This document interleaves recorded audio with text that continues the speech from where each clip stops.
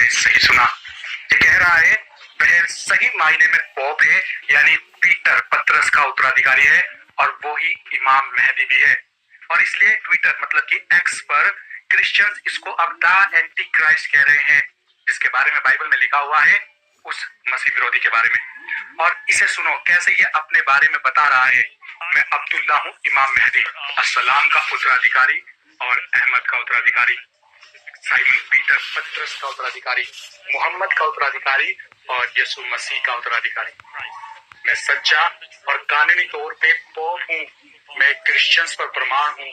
मैं मुसलमानों का बेटा हूँ अपने पिता के माध्यम से, और क्रिश्चियंस का और यहूदियों का बेटा हूँ अपनी माँ के माध्यम से। बहुत ही डराने वाली और अजीब सी बात है ना? तो इस वीडियो में हम जानेंगे कि ये आदमी असल में है कौन। क्या ये सच में वो था एंटी क्राइस्ट है जिसके बारे में हम बाइबल में इतने सालों से पढ़ते आए हैं? क्या अब वो समय आ गया है जिसके बारे में बाइबल की सारी भविष्यवाणियां थी? इस वीडियो को पूरा देखना, डिटेल में इस व्यक्ति के बारे में जानेंगे, क्योंकि ये पूरी पॉसिबिलिटीज है कि दुनिया अब उस एंटी क्राइस्ट के लिए तैयार है, और जानेंगे कि ये और क्या क्या दावे कर रहा है। अगर आप हमारे चैनल WTL पर पहली बार आए तो मेरी आपसे रिक्वेस्ट है कि जल्दी से आप WTL को सब्सक्राइब कर ले और साथ में। तो ये शख्स आखिर है कौन? इसका नाम है अब्दुल्ला हाशिम। हालांकि अब ये अबा अल सादिक के नाम से जाना जाता है, जिसका मतलब होता है सच्चों का पिता। इसका जन्म 1983 में हुआ था। अब्दुल्ला एक धार्मिक संस्कृति का मिश्रण से आता है, जिसका बाप मिस्री है और माँ इसकी अमेरिकी है। ये अमेरिका में बड़ा हुआ। अब्दुल्ला ने इंडियाना यूनिवर्सिटी, पर्जू यूनिवर्सिटी, इंडियानापोलिस से धर्म की पढ़ाई करी है। तो शुरू से ही ये अब्दुल्ला धार्मिक विषयों में इंटरेस्ट रखता था। इसने अपने यूट्यूब चैनल पर कुछ डॉक्यूमेंट्रीज बनाई हुई है जो एंड टाइम्स की भविष्यवाणियों पर आधारित है, जैसे the antichrist, Dajjal is a reptilian shapeshifter, और एक और सीरीज द अराइवल्स बनाई हुई है। लेकिन इस आदमी की जिंदगी में असली मोड़ आया 2008 में, जब ये काहिरा मिस्र चला गया और 2011 की मिस्र के आंदोलनों में शामिल हो गया। तो इस अब्दुल्ला ने अपने एक्सपीरियंसेस को इसकी वेबसाइट पर भी लिखा हुआ है, जहां पर ये कहता है, जब मैं एक युवा था तब मिस्र की क्रांति की अग्रिम पंक्तियों में था। मैं ताहिर स्क्वायर में डेरा डाले रहा। सरकारी एजेंटों और मिस्री पुलिस वालों ने मुझ पर हमला किया तो मैं गोलियों से बच गया और घातक लड़ाइयों में भी भाग लिया। मुझे गिरफ्तार किया गया और प्रताड़ित भी किया गया। तो फिर इस घटना के बाद अब्दुल्ला ने एक चमत्कारी नेता से मुलाकात की, अहमद अल हसन, एक इराकी सिया मुसलमानी नेता जो दावा करता था कि वह यमानी है, यानी इस्लाम के मसीहा मेहदी के आगमन से पहले का एक भविष्यवाणी किया हुआ शख्स, जो इमाम मेहदी पहले आएगा। इस्लाम की आखिरी समय की भविष्यवाणियों में मेहदी एक ऐसा रूहानी मार्गदर्शक लीडर है जो दुनिया में न्याय का राज्य स्थापित करेगा। इससे मुलाकात के बाद अब्दुल्ला को गहरा विश्वास हो गया कि अहमद अल हसन असली मेहदी है, और फिर 2015 में अब्दुल्ला ने खुद को अहमद का नियुक्त उत्तराधिकारी घोषित किया और ऐसे खिताब अपनाए जैसे वो दूसरा मेहदी और मोहम्मद के परिवार का उदय करता है। अब आज की तारीख में अब्दुल्ला या अबा अल सादिक ने ऑफिशियली एक धार्मिक ग्रुप स्थापित कर लिया है, Al Mahdi religion of peace and light. फिलहाल ये एक छोटा लेकिन इंटरनेशनल आंदोलन बन रहा है, जिसके अनुयायी अब 40 से अधिक देशों में फैले हुए हैं। इन्होंने सैटेलाइट टीवी चैनल शुरू किए हुए हैं, जैसे black banners of the east, और अपनी खुद की किताबें भी पब्लिश की हुई हैं, जिसमें हाल ही में पब्लिश्ड अब्दुल्ला की किताब द मेहदीस मैनिफेस्टो भी है, जो एक डिवाइन राइटियस किंगडम की उसकी कल्पना को सामने रखती है। अब जरा इसके इस मैनिफेस्टो को देखो, जिसमें ये लिखता है, हर शहर, काउंटी, राज्य, देश, आंदोलन, क्रांति, समुदाय और समाज को एक लीडर की जरूरत है, नहीं तो लोग फेल होने के लिए अभिशिप्त हैं। अगर कोई उपयुक्त लीडर ना हो तो लोग मजबूर होते हैं एक अयोग्य नेता को चुनने के लिए। अब्दुल्ला फिलहाल कोई बहुत पॉपुलर लीडर नहीं है, लेकिन वो डेमोक्रेसी और डेमोक्रेटिक इलेक्शन को वोट करने को बेकार बताता है। वह तर्क देता है कि सच्चे लीडर जनता द्वारा नहीं बल्कि ईश्वर द्वारा नियुक्त किए जाते हैं। आगे लिखता है, लीडर चुनने में लोगों की पसंद का कोई मतलब नहीं है। असल में लोगों का इस मामले में दखल देना ही मना है। ये इंसानों का काम नहीं है, ये खुदा का काम है। मनुष्य केवल बाहरी रूप से देखकर निर्णय कर सकता है, जबकि ईश्वर किसी के अंदर या दिल के आधार पर एक लीडर को चुनने में सक्षम है। तो इस अब्दुल्ला के हिसाब से ईश्वर का दिया हुआ नेतृत्व सच्चा होता है, और ये भविष्यवाणी की किताबों में साफ साफ लिखा है। वे खुले तौर पर यह दावा करता है कि उसे स्वयं ईश्वर ने, खुदा ने सीधे नियुक्त किया है मोहम्मद की लिखित किताबों के माध्यम से, जिसमें अब्दुल्ला के अनुसार स्पष्ट रूप से उसका नाम लिया गया है। तो अब आप जान गए हैं कि अब्दुल्ला हाशिम कौन है। वह controversial self declare code appointed व्यक्ति है, जिसका एक बढ़ता हुआ इंटरनेशनल फॉलोइंग ग्रुप भी है। अब हम देखते हैं कि ये यीशु, मोहम्मद, सेंट पीटर और पोप के बारे में क्या कह रहा है और क्यों वह खुद को रियल पोप मानता है। फिर हम इसकी बातों को बाइबल में द एंटी क्राइस्ट के बारे में जो लिखा है उससे कंपेयर करेंगे और फिर मैं आपको बताऊंगा कि क्या मुझे लगता है कि ये सच में द एंटी क्राइस्ट है या नहीं। और वीडियो को ध्यान से देखना, क्योंकि बहुत से ऐसे दावे कर रहा है जो सच में बाइबल से मैच भी होते हैं। तो देखते हैं ये क्या बोल रहा है। तो सबसे पहले अबा अल सादिक सिर्फ एक धार्मिक लीडर होने का दावा नहीं करता है, वह दावा करता है कि वह एक महदी भी है। इस्लामी परंपराओं के अनुसार एक भविष्यवाणी किया हुआ मसीहा जो अंत के समय में न्याय स्थापित करेगा। लेकिन सिर्फ यही सबसे अजीब बात नहीं है, ये इस्लामी परंपराओं से बहुत आगे बढ़ रहा है और निडरता से क्रिश्चियनिटी में भी एंटर कर रहा है, ये दावा करते हुए कि वह प्रेरित सेंट पीटर पतरस का भी सच्चा उत्तराधिकारी है और इसलिए एक जायज पोप भी है। इसने अपने मैनिफेस्टो में इसके अपने शब्दों में लिखा हुआ है, हम मुस्लिम राष्ट्र के लिए वही हैं जो पोप कैथोलिकों के लिए है, जो दलाई लामा तिब्बती बौद्धों के लिए और जो मसीहा यहूदियों के लिए है। करंटली जो पोप है वो नाजायज है और पैगंबरों और संदेश वाहकों का केवल सच्चा उत्तराधिकारी अब्दुल्ला अहमद और अल महदी है। दूसरे शब्दों में अबा अल सादिक का मानना है कि उसे भविष्यवाणी में स्पष्ट रूप से नामित किया हुआ था, जो जीसस से मोहम्मद, फिर उसके बाद इसके मेंटर अहमद अल हसन और फिर स्वयं इस तक पहुंचती है। वह स्पष्ट रूप से तर्क दे रहा है यीशु ने अपने जीवन काल में अपने उत्तराधिकारी को नियुक्त किया था और केवल वही नियुक्त कर सकता है।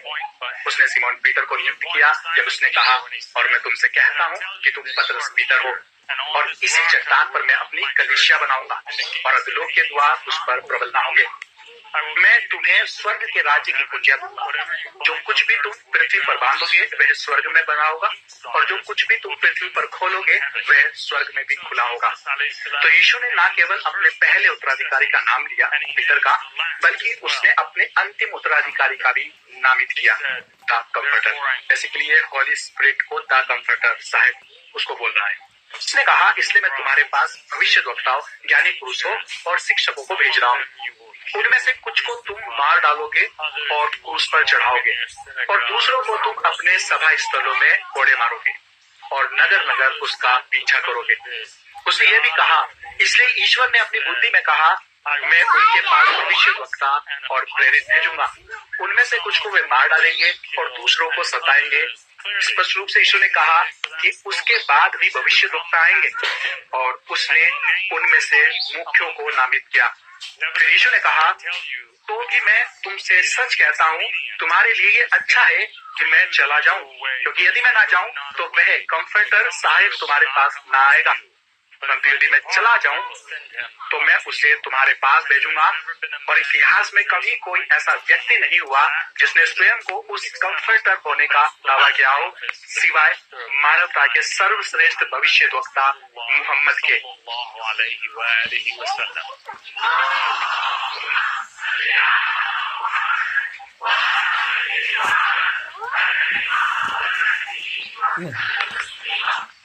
अधिकारी बने और मानवता के पिता तथा सच्चे पोप बने। तो अबा अल सादिक के अनुसार मोहम्मद केवल एक पैगंबर नहीं थे, बल्कि वे भेजूंगा। और इतिहास में कभी कोई ऐसा व्यक्ति नहीं हुआ जिसने स्वयं को उस कंफर्टर होने का दावा किया हो, सिवाय मानवता के सर्वश्रेष्ठ भविष्यद्वक्ता मोहम्मद के।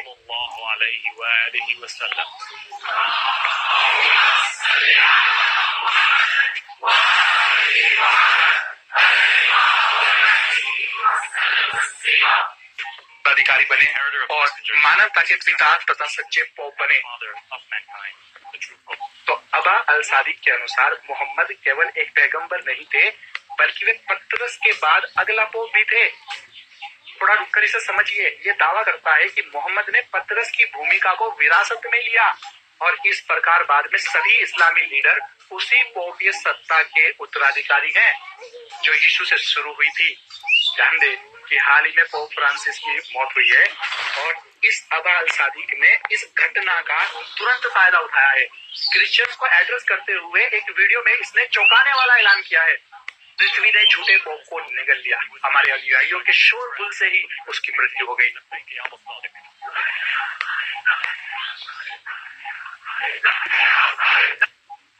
I felt the Lord say, do you have any idea what you mean to me? Do you think the one who brought you here can't keep you here? Is he mad?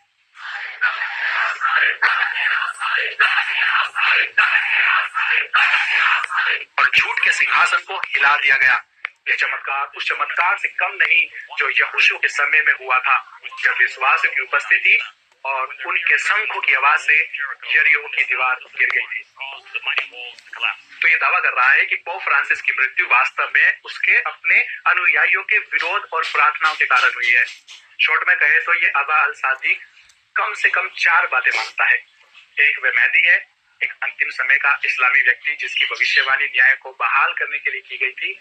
दूसरा, ये असली जायज pope है जिसने किसी तरह से Peter के माध्यम से मोहम्मद से अधिकार प्राप्त किया है। तीसरा, इन प्रेजेंट पोप सत्ता विशेष रूप से अब पोप फ्रांसिस की मृत्यु के बाद अवैध और ईश्वरीय रूप से अस्वीकार कर दी गई है। ये एक वैश्विक राज्य स्थापित करने आया है जो सीधे खुदा के द्वारा उसके माध्यम से स्थापित होगा, जिससे कि क्रिश्चियंस और इस्लामी दोनों की अंतिम समय की भविष्यवाणियां एक साथ पूरी होंगी। अब देखते हैं कि बाइबल और इतिहास के अनुसार ये दावे कितने सच्चे हैं। लेकिन पहले देखते हैं कि ये अब्दुल्ला द एंटी क्राइस्ट है या बस एक फेक कल्ट लीडर है। हमें पहले समझना होगा कि बाइबल वास्तव में उस द एंटी क्राइस्ट मसीह विरोधी के बारे में क्या कहती है। पहले इसकी टर्मिनोलॉजी को समझ लेते हैं। एंटी क्राइस्ट शब्द 2 ग्रीक शब्दों से आया है। एंटाई का अर्थ के स्थान पर या के खिलाफ, और क्रिस्टोस का अर्थ होता है मसीह या अभिषिक्त व्यक्ति। तो मसीह विरोधी महज कोई बुरा व्यक्ति नहीं होगा, वो सिर्फ एक इविल आदमी नहीं होगा, वह वो है जो मसीह को बदलने या प्रतिस्थापित करने का दावा करता होगा, खुद को मानवता पर अंतिम अधिकार के रूप में स्थापित करता है। प्रेरित यूहन्ना ने हमें पहले यूहन्ना अध्याय 2 के 22 में कुछ मुख्य विशेषताएं देते हुए कहा, जहां लिखा है, झूठा कौन है? केवल वह जो यीशु के मसीह होने का इनकार करता है, और मसीह का विरोधी वही है जो पिता का और पुत्र का इनकार करता है। तो मसीह विरोधी स्पष्ट रूप से कोर क्रिश्चियन शिक्षाओं का इनकार कर देगा, विशेष रूप से यीशु और पिता के बीच के अनूठे संबंध को वो इनकार करेगा। फिर दूसरे थिस्सलुनीके अध्याय 2 के 3 से 4 में प्रेरित पौलुस उस द एंटी क्राइस्ट को अधर्म का पुरुष कहते हैं जो खुलकर स्वयं को ईश्वर के रूप में प्रस्तुत करेगा। किसी रीति से किसी के धोखे में ना आना, क्योंकि वे दिन न आएगा जब तक धर्म का त्याग ना हो ले और वह पाप का पुरुष अर्थात विनाश का पुत्र प्रकट ना हो, जो विरोध करता है और हर एक से जो परमेश्वर या पूज्य कहलाता है अपने आप को बड़ा ठहराता है, यहाँ तक कि वे परमेश्वर के मंदिर में बैठकर अपने आप को परमेश्वर प्रकट करता है। अब स्पष्ट रूप से सोचिए कि पौलुस यहाँ पर क्या कह रहे हैं। यह व्यक्ति केवल मसीह का विरोध नहीं करता, वह ईश्वरीय अधिकार का दावा करता है। वह उपासना की परिभाषा को बदल देगा और खुद को सभी ईश्वर के ऊपर नियुक्त शासक के रूप में प्रस्तुत करेगा। और यह ना भूले कि वह स्वयं को ईश्वर भी घोषित करता है। लेकिन ये और भी महत्वपूर्ण है कि बाइबल के अनुसार मसीह विरोधी धोखे और नकली चमत्कारों द्वारा भी पहचाना जाएगा। पौलुस दूसरा थिस्सलुनीके अध्याय 9 उसके 9 से 10 में लिखते हैं, उस अधर्मी का आना शैतान के कार्य के अनुसार सब प्रकार की झूठी सामर्थ और चिन्ह और अद्भुत काम के साथ और नाश होने वालों के लिए अधर्म के सब प्रकार के धोखे के साथ होगा, क्योंकि उन्होंने सत्य के प्रेम को ग्रहण नहीं किया जिससे उनका उद्धार होता। तो बाइबल के अनुसार मसीह विरोधी केवल बड़े धार्मिक दावे नहीं करेगा, वह चमत्कार और झूठे संकेतों के माध्यम से भी भीड़ को बहकाएगा। क्या अबा अल सादिक इस प्रोफाइल में फिट बैठता है? वह बिल्कुल चमत्कारी घटनाओं का दावा तो करता है। याद रखें, वह दावा कर रहा है कि पोप फ्रांसिस की मृत्यु उसके अनुयायियों के जाप और विरोध के कारण हुई थी। उसने कहा कि यह घटना एक महान चमत्कार है, एक ऐसा चिन्ह जो उस समय से कम नहीं था जब पृथ्वी ने कोराहा को निगल लिया था, यरीहो की दीवार जब ढह गई थी। पृथ्वी ने झूठे पोप को निगल लिया, वे भी इसके अनुयायियों के केवल लबे के उच्चारण से वह मर गया। तो अब जब हमारे पास उस द एंटीक्राइस्ट मसीह विरोधी का एक स्पष्ट बिब्लिकल प्रोफाइल है कि वह एक करिश्माई नेता जो दैवीय अधिकार का दावा करता है, जो चमत्कार और झूठे चिन्ह दिखाता है, जो केंद्रीय कोर क्रिश्चियन शिक्षाओं का विरोध करता है, तो अब हम तैयार हैं इसके दावों की जांच करने के लिए, इस अब्दुल्ला के दावों की जांच करने के लिए। सबसे पहले देखें कि ये अबा अल सादिक किस तरह से यीशु मसीह का उत्तराधिकारी हो सकता है। ठीक शुरुआत से ही ये एक ब्लंडर गलती करता है। पीटर पतरस यीशु मसीह का उत्तराधिकारी नहीं था। यीशु ने पीटर को खुद का प्रतिस्थापन नियुक्त नहीं किया था। पीटर को कुछ इस तरह नियुक्त किया गया था जैसे किसी राज्य का प्रधानमंत्री होता है जो राजा की अनुपस्थिति में शासन करता है। यहाँ बहुत छोटा सा लेकिन बहुत ही महत्वपूर्ण अंतर है। ब्रिटेन का प्रधानमंत्री राजा चार्ल्स का उत्तराधिकारी नहीं है, वह केवल राजा के अधिकार के तहत शासन करता है। पीटर की भूमिका भी कुछ ऐसी ही थी। उसने मसीह के शाश्वत राजा बने रहने के अधिकार के तहत चर्च का नेतृत्व किया। और जब आप ये समझ जाते हैं कि यीशु ने पीटर को, पतरस को अपना उत्तराधिकारी नहीं बनाया था, तो इसका यीशु का उत्तराधिकारी होने का दावा पूरी तरह से फेल हो जाता है। दूसरी बात, और ये बहुत ही शर्मनाक बात है, अबा अल सादिक दावा करता है कि यीशु द्वारा उल्लेखित कंफर्टर व सहायक वास्तव में मोहम्मद है। बहुत से मुस्लिम इस बात को बोलते हैं। स्पष्ट रूप से कहूं तो ये दावा एक बिल्कुल बकवास है। यूहन्ना अध्याय 14:26 में यीशु ने स्पष्ट रूप से कहा है कि वह कंफर्टर, वो सहायक पवित्र आत्मा है। परंतु सहायक अर्थात पवित्र आत्मा जिसे पिता मेरे नाम से भेजेगा, वह तुम्हें सब बातें सिखाएगा और जो कुछ मैंने तुमसे कहा है वह सब तुम्हें स्मरण कराएगा। But the comforter which is the Holy Spirit whom the Father will send in my name, he shall teach you all things and bring all things to your remembrance whatever I have said unto you। Mohammad कई सदियों के बाद पैदा हुआ था और स्पष्ट रूप से इस विवरण में फिट नहीं बैठता है। कंफर्टर सहायक प्रेरितों से वादा किया गया था जिन्होंने उसे प्रत्यक्ष रूप से पेंटाकोस्ट के दिन प्रेरितों अध्याय 2 में अनुभव भी किया। मोहम्मद को इस पद में जबरदस्ती फिट करने की कोशिश करना बिल्कुल ऐसे है जैसे किसी स्क्वायर को चौकोर खांचे को गोले के छेद में फिट करने की कोशिश करना। तीसरा, अबा अल सादिक जोर देकर कहता है कि मोहम्मद ही पीटर के असली उत्तराधिकारी थे। मोहम्मद ने खुले तौर पर क्रिश्चियन धर्म की केंद्रीय कोर शिक्षाओं का खंडन किया, चाहे वे मसीह की दिव्यता हो या उसकी क्रूस पर मृत्यु या पुनरुत्थान। मोहम्मद ने इन सभी बातों को स्पष्ट रूप से नकारा। तो दूसरे शब्दों में एक क्रिश्चियन नजरिए से मोहम्मद एक स्पष्ट विधर्मी, मैनिफेस्ट हेरेटिक थे। आप एक ही समय में ईसाई धर्म के मूल सत्य को नकारते हुए पीटर से जायज उत्तराधिकारी का दावा कैसे कर सकते हो? यह तर्क संगत रूप से इम्पॉसिबल है। इसलिए अबा अल सादिक के जिन बुनियादी दावों पर पूरा मामला टिका है वे साधारण सी जांच में भी बिखर जाते हैं। अब आइए उस मुख्य प्रश्न पर वापस लौटते हैं जिसने इस वीडियो की शुरुआत की थी। क्या अबा अल सादिक वास्तव में मसीह विरोधी एंटी क्राइस्ट हो सकता है? अब यहाँ मैं अपने सभी मसीह भाई बहनों से बहुत ज्यादा केयरफुल रहने की रिक्वेस्ट करना चाहता हूँ। हर पीढ़ी ने बड़े उत्साह के साथ अलग अलग व्यक्तियों को मसीह विरोधी एंटी क्राइस्ट ठहराने की कोशिश की है। उन्हें अक्सर बाद में शर्मिंदगी उठानी पड़ती है। तो इसलिए थोड़ा धीरज रखें, विवेक का प्रयोग करें और जल्दबाजी में निष्कर्ष पे ना पहुंचे। और क्या मुझे लगता है कि अबा अल सादिक बाइबल के मसीह विरोधी एंटी क्राइस्ट के मापदंडों पे फिट बैठता है? तो बिल्कुल भी नहीं। और इसका कारण है 2 थिस्सलुनीकियों अध्याय 2 के 9 के अनुसार मसीह विरोधी की एक स्पष्ट पहचान यह है कि वह झूठे चमत्कार और अद्भुत कार्य करेगा। दूसरे शब्दों में रियल दिखाई देने वाले अलौकिक चमत्कार जो लोगों को वास्तव में रियल में भरमा देंगे। लेकिन इस अबा अल सादिक के पास ऐसा कुछ भी नहीं है। इसका एकमात्र चमत्कार जो ये बता रहा है कि इसके फॉलोअर्स के जाप करने से पोप फ्रांसिस की मृत्यु हो गई है। कोई दुख है इस चमत्कार का? पोप फ्रांसिस बूढ़ा हो गया था, आज नहीं तो कल वैसे भी मरना ही था उसको। पोप फ्रांसिस का स्वास्थ्य समस्याओं और बुढ़ापे के कारण स्वाभाविक रूप से निधन हो गया है। स्वाभाविक घटनाओं का श्रेय खुद को देना जैसे कि कोई चमत्कार हो, ये धोखा नहीं है, ये तो केवल एक भ्रांति है।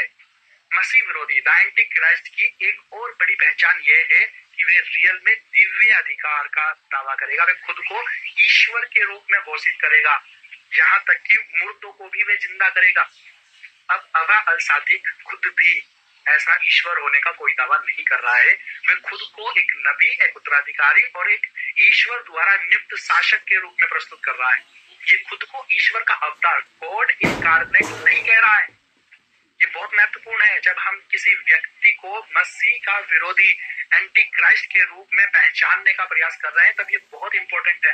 तो कंक्लूजन ये है कि हाँ, इस अब्दुल्ला के दावे अत्यधिक विधर्मी, ऐतिहासिक रूप से हास्यास्पद हैं और क्रिश्चियन दृष्टिकोण से पूरी तरह से धार्मिक रूप से मेल नहीं खाते हैं। तो क्या ये मसीह विरोधी द एंटी क्राइस्ट के लेवल का है? नहीं, नॉट एट ऑल। जब तक हम वास्तव में कोई रियल अलौकिक धोखा यानी असली दिखने वाला चमत्कार नहीं देखते और उसे अपने आप को ईश्वर के तौर पर प्रस्तुत करते हुए नहीं देखते हैं, किसी को मसीह विरोधी एंटी क्राइस्ट कहने में बहुत सतर्क रहना चाहिए। तो फिलहाल हम रिलैक्स कर सकते हैं। यह व्यक्ति शायद यूट्यूब पर आगे भी और भी ऐसी वीडियो बनाएगा। वह बस एक धोखेबाज व्यक्ति है, कोई द एंटी क्राइस्ट नहीं है। ये कोई ऐसा नहीं है जो अंतिम समय की भविष्यवाणियों को पूरा कर रहा हो। एंटी क्राइस्ट कौन होगा और कहां से आएगा, इस बारे में अगर आप डिटेल में जानना चाहते हैं तो आप हमारी ये वाली सीरीज देख सकते हैं और इस वीडियो को ज्यादा से ज्यादा शेयर करें ताकि लोगों को भ्रम से बचाया जा सके। Thank you.